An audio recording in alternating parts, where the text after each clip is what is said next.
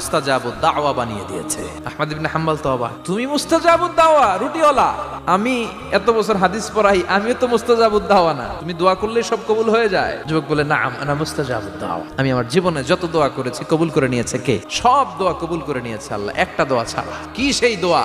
যুবক এবার বলতে শুরু করলো, আমার জীবনে যে দোয়াটা আল্লাহ কবুল করে নাই সেটা হচ্ছে আমি আল্লাহর কাছে অনেক চেয়েছি, অনেক দোয়া করেছি, যে আল্লাহ শুনেছি এই জামানার সবচেয়ে বড় মুহাদ্দিস, তার নাম নাকি ইমাম আহমদ ইবনে হাম্বল, আল্লাহ তোমার কাছে আমার চাওয়া আমি যেন এই ইমাম আহমদ ইবনে হাম্বলের দেখে মরতে পারি। আহমদ ইবনে হাম্বল আবেগপ্রবণ হয়ে গেলেন, চোখের পানি ছেড়ে দিলেন, বললেন, যুবক তোমার এই দোয়াটাও কবুল হয়ে গিয়েছে, আহমদ ইবনে হাম্বল তোমার দরবারে ছুটে এসেছে। যুবক চোখের পানি ছেড়ে দেয়, যুবক চিৎকার মেরে ইমাম আহমদ ইবনে হাম্বলকে জড়িয়ে ধরে, হাতে হাত রেখে মুসাফা করে, কপালের মধ্যে চুমু খায় আর আল্লাহর শুকরিয়া করে বলে, ও ইমাম, আসলে এই দোয়াটাও আল্লাহ আজকে কবুল করে নিল।